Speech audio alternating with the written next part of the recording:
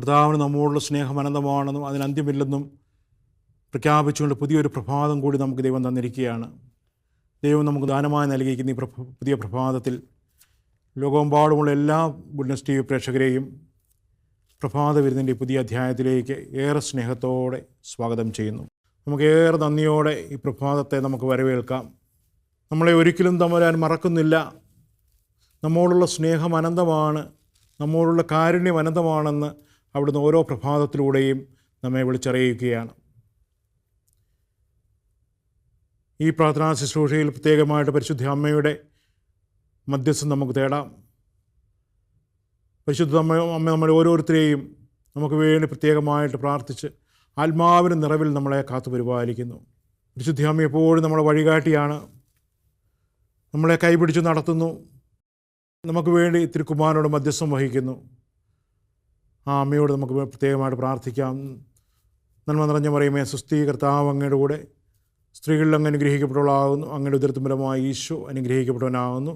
പരിശുദ്ധ മറിയമേ, തമ്പുരാൻ്റെ അമ്മേ, പാപികളായ ഞങ്ങൾക്ക് വേണ്ടി ഇപ്പോഴും ഞങ്ങളുടെ മരണസമയത്തും തമ്പുരാൻ്റെ വീഴ്ചയുള്ളണമേ.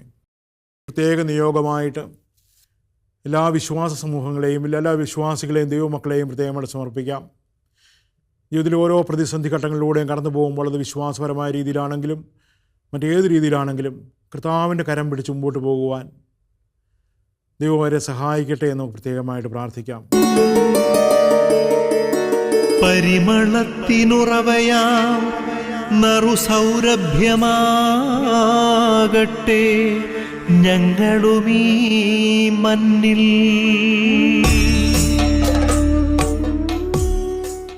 പ്രാർത്ഥിക്കുന്നവർക്ക് ഇരട്ടി പ്രതിഫലം നൽകുന്നവനാണ് നമ്മുടെ കർത്താവ് എന്നൊരു സന്ദേശം ഈ വചന ശുശ്രൂഷയിലൂടെ കർത്താവ് നമുക്ക് തരികയാണ്. തന്നോട് ചോദിക്കുന്നതിനൊക്കെ അധികമായി അവിടുന്ന് അനുഗ്രഹങ്ങൾ നൽകുന്നു. അതുകൊണ്ടാണ് കർത്താവ് പറയുന്നത്, നിങ്ങൾ മടുപ്പ് തോന്നാതെ പ്രാർത്ഥിക്കണമെന്ന്. സങ്കീർത്തന പുസ്തകം 91-ാം അധ്യായം 14-15 വാക്യങ്ങൾ നമ്മെ ഇങ്ങനെ ഓർപ്പിക്കുന്നു. അവൻ സ്നേഹത്തിൽ എന്നോട് ഒട്ടി നിൽക്കുന്നതിനാൽ ഞാൻ അവനെ രക്ഷിക്കും. അവൻ എൻ്റെ നാമം അറിയുന്നതുകൊണ്ട് ഞാൻ അവനെ സംരക്ഷിക്കും.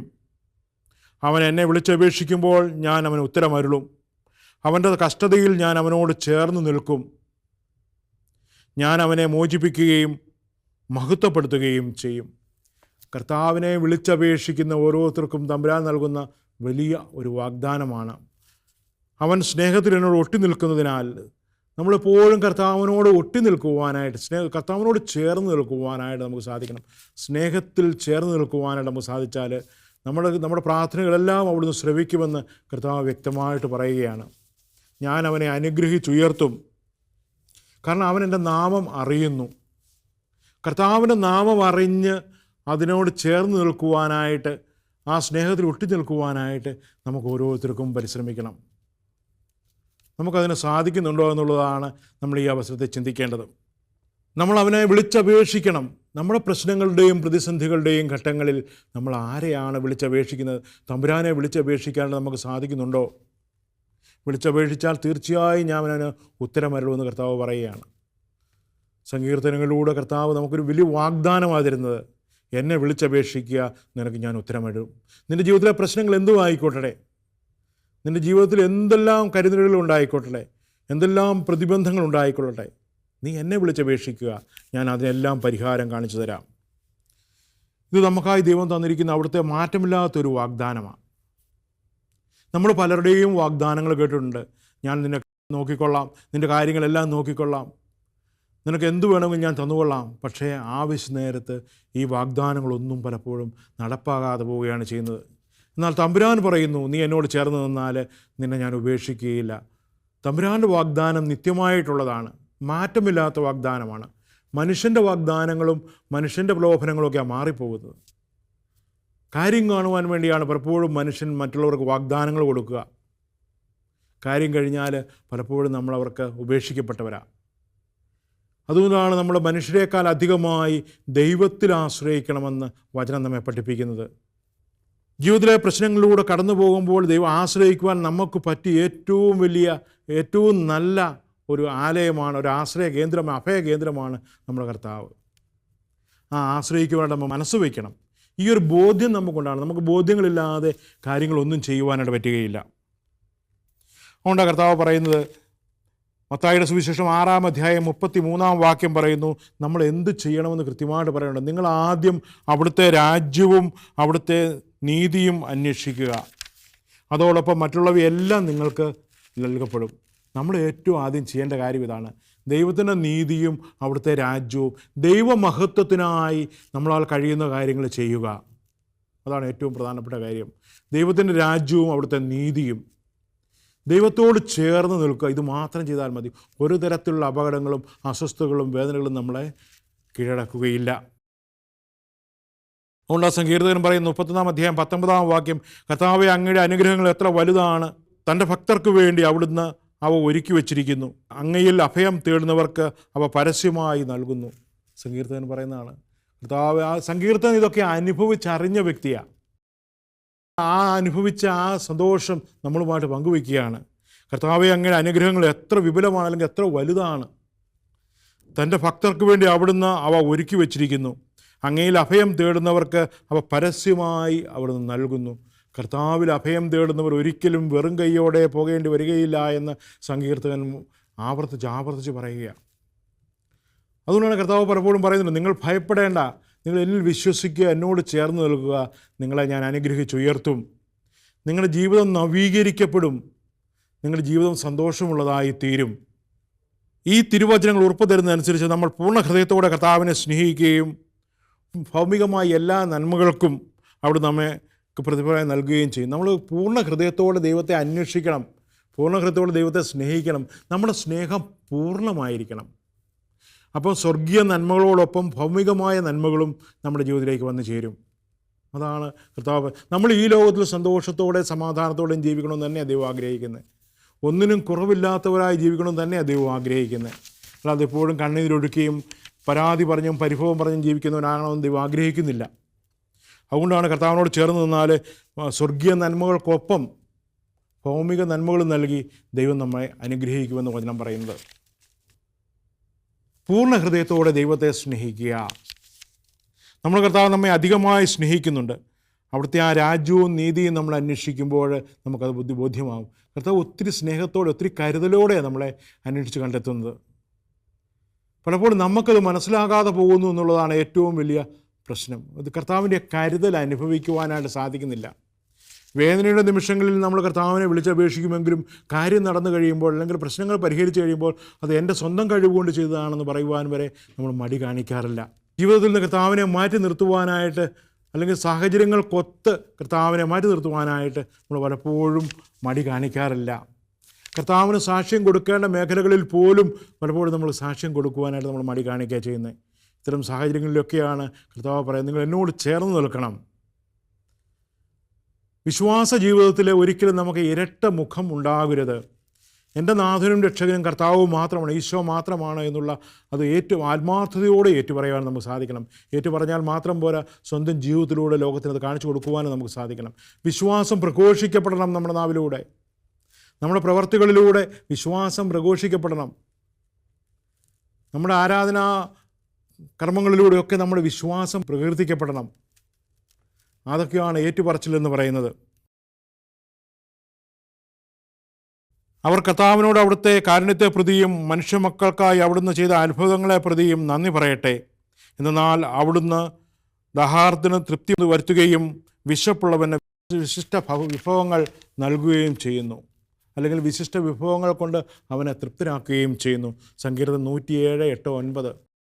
ആത്മാർത്ഥമായ ദാഹമുണ്ട് എങ്കിൽ, യഥാർത്ഥമായ ദാഹമുണ്ട് എങ്കിൽ നിങ്ങൾ കർത്താവിലേക്ക് വരിക. നിങ്ങളെ തൃപ്തിപ്പെടുത്തുവാൻ കർത്താവിൻ്റെ കരം നിങ്ങളോടുകൂടി ഉണ്ട്. കർത്താവ് വചനത്തിലൂടെ നമ്മൾ പറയും, നിങ്ങൾക്ക് എന്ത് പ്രശ്നം ഉണ്ടായാലും നിങ്ങൾ എന്നോട് പറ, എൻ്റെ അടുത്തേക്ക് വരിക, നിങ്ങളെ ഞാൻ തൃപ്തിപ്പെടുത്താം, നിങ്ങളെ ഞാൻ അനുഗ്രഹിക്കാം. നമ്മളൊക്കെ പലപ്പോഴും പല രീതിയിൽ നമ്മുടെ ജീവിതത്തെ പലപ്പോഴും നമ്മുടെ പ്രവർത്തനങ്ങൾ കൊണ്ടും കർത്താവിന് എതിർസാക്ഷ്യം കൊടുക്കുന്നവരാണ്. ചിലപ്പം ഭയപ്പെട്ടിട്ടായിരിക്കാം, അല്ലെങ്കിൽ സമൂഹത്തിൽ സൽപ്പേര് പോകുമോ എന്ന് കരുതിയായിരിക്കാം. വിശ്വാസം ഏറ്റുപറയേണ്ട നിമിഷങ്ങളിൽ പോലും വിശ്വാസം ഏറ്റുപറയുവാനായിട്ട്, എൻ്റെ കർത്താവാണ് എന്നെ സഹായിച്ചത്, എന്നെ രക്ഷിച്ചുയർത്തിയത് എന്ന് പറയുവാനുള്ള ചങ്കൂറ്റം കാണിക്കാൻ നമ്മൾ പലപ്പോഴും മറന്നു പോകാറുണ്ട്. കാരണം ഭയപ്പാടാണ്. അതുകൊണ്ട് കർത്താവ് പറഞ്ഞ കർത്താവിന് സാക്ഷ്യം കൊടുക്കുവാനായിട്ട് നമ്മൾ ഒരിക്കലും ഭയപ്പെടരുത്. നമ്മുടെ കർത്താവ് തൻ്റെ അനുഗ്രഹങ്ങൾ കൊണ്ട് നമ്മളെ തൃപ്തിപ്പെടുത്തുമ്പോൾ അതിന് പ്രതിനന്ദിയുള്ളവരായിരിക്കണം നമ്മൾ. ഇങ്ങോട്ട് അനുഗ്രഹങ്ങൾ വാങ്ങിക്കുമ്പോൾ നമ്മളിൽ നിന്നും കർത്താവ് ചില കാര്യങ്ങളൊക്കെ പ്രതീക്ഷിക്കുന്നുണ്ട്. അവിടത്തേക്ക് നമ്മളെ പൂർണ്ണമായിട്ട് സമർപ്പിക്കുവാനായിട്ട്, അവിടത്തേക്ക് സ്വന്തമായി തീരുവാനായിട്ട് നമുക്ക് സാധിക്കണം. നമ്മുടെ ജീവിതവും പ്രവർത്തനങ്ങളും വഴി കർത്താവിനെ പ്രീതിപ്പെടുത്തുവാനായിട്ട് നമുക്ക് സാധിക്കുന്നുണ്ടോ? അതോ സാഹചര്യങ്ങൾക്കൊത്ത് മാറുന്ന ഒരു പ്രകൃതമാണോ? കാലഘട്ടങ്ങൾക്കൊത്ത് മാറുന്ന ഒരു പ്രകൃതമാണോ? വചനത്തെ പോലും ദുർവ്യാഖ്യാനം ചെയ്യാൻ മടിക്കാത്തവരാണോ നമ്മൾ? ഇങ്ങനെയൊക്കെയുള്ള കാര്യം നമ്മൾ ആത്മപരിശോധന ചെയ്യേണ്ട കാര്യങ്ങളാണ്. ഇത്തരം കാര്യങ്ങളിലൊക്കെ നമ്മൾ എപ്പോഴും നമുക്കൊരു ബോധ്യമുണ്ടാകണം. ഏതൊരു സാഹചര്യത്തിലും കർത്താവിന് സാക്ഷ്യം വഹിക്കുവാനായിട്ട്, കർത്താവിന് പ്രിയമുള്ളവരായി ജീവിക്കുവാൻ നമുക്ക് സാധിക്കണം. ഇതിന് നമ്മളെ ഏറ്റവും കൂടുതൽ സഹായിക്കുന്നത് വിവേകമുള്ള ഒരു ഹൃദയമാണ്. നമ്മൾ പ്രാർത്ഥിക്കുന്നത്, വിവേകമുള്ള ഒരു ഹൃദയം എനിക്ക് തരണമേ. സ്വപ്നത്തിൽ പ്രത്യക്ഷപ്പെട്ട കർത്താവിനോട് സോളമൻ ചോദിക്കുന്നുണ്ട്, നിനക്ക് എന്തൊക്കെ അനുഗ്രഹങ്ങളാണ് വേണ്ടത് എന്ന് ചോദിച്ചപ്പോൾ, സമ്പത്താണോ, എന്തോ നിനക്ക് വേണ്ടത്, സൈനിക ശക്തിയാണോ, ആരോഗ്യമാണോ, എന്താ വേണ്ടതെന്ന് ചോദിച്ചപ്പോൾ സോളമൻ പറയുന്നുണ്ട്, കർത്താവ് എനിക്കിതിലെല്ലാം ഉപരിയായി ഈ മഹാജനത്തെ ഭരിക്കുവാൻ ആർക്ക് കഴിയും? ആകയാൽ നന്മയും തിന്മയും വിവേചിച്ചറിഞ്ഞ് അങ്ങയുടെ ജനത്തെ ഭരിക്കുവാൻ പോരുന്ന വിവേകം ഈ ദാസന് നൽകണമേ. 1 രാജാക്കന്മാർ പുസ്തകം 3-ാം അധ്യായം 9-ാം വാക്യം. ഇതേ പ്രാർത്ഥനയായിരിക്കണം നമ്മുടെ ജീവിതത്തിൽ ഉണ്ടാകേണ്ടത്. നമ്മൾ സമ്പത്ത് കുന്നുകൂട്ടാൻ വേണ്ടിയുള്ള പ്രാർത്ഥന മാത്രമാകരുത്. അതുപോലെ തന്നെ ആരോഗ്യത്തിന് വേണ്ടി മാത്രമുള്ള പ്രാർത്ഥനയാകരുത്. ഈ ലോകത്തിലെ ഐശ്വര്യങ്ങൾക്ക് വേണ്ടി മാത്രമുള്ള പ്രാർത്ഥനയാകരുത്. നന്മയും തിന്മയും തിരിച്ചറിഞ്ഞ് വിവേകത്തോടെ ജീവിക്കാനുള്ള വിവേകമുള്ളൊരു ഹൃദയം, നന്മ തിന്മകളെ തിരിച്ചറിയുവാനുള്ള ഹൃദയം നമുക്കുണ്ടാകണമേ എന്ന് കർത്താവിനോട് പ്രത്യേകമായിട്ട് പ്രാർത്ഥിക്കാം. പലപ്പോഴും നമുക്ക് സംഭവിക്കുന്നത് ഈ നന്മ തിന്മകളെ തിരിച്ചറിയാൻ നമുക്ക് കഴിയാതെ പോകുന്നതുകൊണ്ടാണ്. നന്മയേത് തിന്മയേത് എന്ന് നമുക്കറിഞ്ഞുകൂടാ. ഇതൊരു വലിയ അപകടമായി ഇത് നമ്മുടെ മുൻപിൽ നിൽക്കുന്നു. ഈ അതുകൊണ്ട് വിവേകമുള്ളൊരു ഹൃദയം, വിവേകത്തിൻ്റെ വരം നൽകി ഞങ്ങളെ അനുഗ്രഹിക്കണമേ എന്ന് കർത്താവിനോട് നമുക്ക് പ്രത്യേകമായിട്ട് പ്രാർത്ഥിക്കാം. ഈ നന്മയും തിന്മയും തിരിച്ചറിഞ്ഞ് കഴിയുമ്പോഴാണ് നമ്മുടെയൊക്കെ ജീവിതത്തിൽ അത്ഭുതങ്ങൾ സംഭവിക്കുന്നത്. തിന്മയ്ക്ക് സ്വാധീനം ഉറപ്പിക്കുവാൻ സാധിക്കാതെ പോകുന്നത്. വിവേകമുള്ളൊരു ഹൃദയം നഷ്ടപ്പെട്ട് കഴിയുമ്പോഴാണ് നമ്മൾ പാപത്തിന് അടിമപ്പെട്ടു പോകുന്നത്, തിന്മയ്ക്ക് അടിമപ്പെട്ടു പോകുന്നത്. ഇത്തരത്തിലുള്ള അപകടങ്ങൾ ഞങ്ങളുടെ ജീവിതത്തിൽ ഉണ്ടാകരുത് എന്ന് കർത്താവിനോട് പ്രത്യേകമായിട്ട് പ്രാർത്ഥിക്കാം. നന്മയുള്ള ഒരു ഹൃദയം, വിവേകമുള്ളൊരു ഹൃദയം, അനുസരണമുള്ളൊരു ഹൃദയം ഞങ്ങൾക്ക് തരണമേ എന്ന് കർത്താവിനോട് പ്രാർത്ഥിക്കാം. അവിടുത്തെ അനുഗ്രഹങ്ങൾക്കായി പ്രത്യേകമായിട്ട് നമുക്ക് നന്ദി പറയാം. നമ്മുടെ ജീവിതങ്ങളെ കൂടുതൽ അനുഗ്രഹപ്രദമാക്കുവാനായിട്ട്, വിശുദ്ധീകരിക്കുവാനായിട്ട് നമുക്ക് ഓരോരുത്തർക്കും പ്രത്യേകമായിട്ട് പരിശ്രമിക്കാം. നമ്മുടെ അനുദിന ജീവിതം കർത്താവിനെ മഹത്വപ്പെടുത്തുന്ന നല്ലൊരു ജീവിതമായി തീരുവാനായിട്ട് ഉള്ള കൃപ ലഭിക്കുന്നതിന് വേണ്ടി, വിവേകമുള്ളൊരു ഹൃദയം ലഭിക്കുന്നതിന് വേണ്ടി നമുക്ക് പ്രത്യേകമായിട്ട് തമ്പുരാനോട് പ്രാർത്ഥിക്കാം.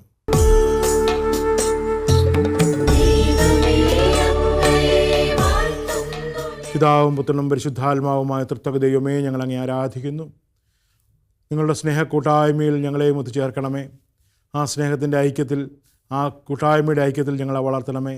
പ്രാർത്ഥനയോടെ ജീവിക്കുവാനായിട്ട്, സന്തോഷം പങ്കുവയ്ക്കുവാനായിട്ട്, സന്തോഷത്തിലും സമാധാനത്തിലും ഒത്തൊരുമയോടെ ജീവിക്കുവാൻ ഞങ്ങളെ സഹായിക്കണമേ. പരിശുദ്ധ അമ്മേ, ദൈവമാതാവേ, ഞങ്ങൾക്ക് വേണ്ടി മധ്യസ്ഥ അപേക്ഷിച്ച് പ്രാർത്ഥിക്കണമേ. ഞങ്ങളുടെ ജീവിതങ്ങളെ ക്രമീകരിക്കുവാനായിട്ട്, അങ്ങയുടെ തിരുക്കുമാനം യോജിച്ച ജീവിതത്തിലുള്ളൊരു രീതിയിലുള്ളൊരു ജീവിതം നയിക്കുവാനായിട്ട് ഞങ്ങളെ ഓരോരുത്തരും അനുഗ്രഹിക്കണമേ. വിശുദ്ധ പിതാവേ, ഞങ്ങൾക്ക് വേണ്ടി മധ്യസ്ഥ അപേക്ഷിച്ച് പ്രാർത്ഥിക്കണമേ. ദൈവഹിതം മാത്രം അന്വേഷിക്കുകയും ആ ഹിതം മാത്രം ജീവിതത്തിൽ പ്രാവർത്തികമാക്കുകയും ചെയ്ത അങ്ങയുടെ ആ നല്ല മനോഭാവം ഞങ്ങളുടെ ജീവിതത്തിലും പ്രാവർത്തികമാക്കാൻ ഞങ്ങളെ സഹായിക്കണമേ. സകല വിശുദ്ധരെ ഞങ്ങൾക്ക് വേണ്ടി മധ്യസ്ഥ അപേക്ഷിച്ച് പ്രാർത്ഥിക്കണമേ.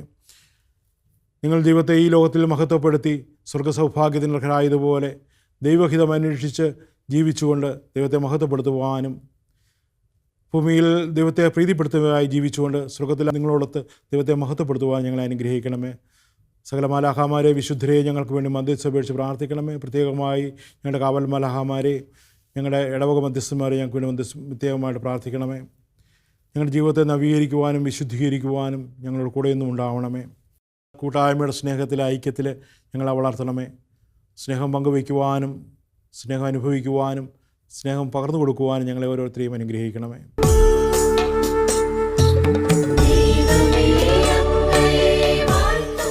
നമ്മുടെ കർത്താവ് യേശുവിന്റെ കൃപയും പിതാവായ ദൈവത്തിൻ്റെ സ്നേഹവും പരിശുദ്ധാത്മാവിന്റെ സഹവാസവും നാം എല്ലാവരും ഉണ്ടായിരിക്കട്ടെ, എപ്പോഴും എപ്പോഴും എന്നേക്കും. ആമേൻ. എല്ലാവർക്കും ഒരു നല്ല ദിവസം സ്നേഹപൂർവ്വം ആശംസിക്കുന്നു.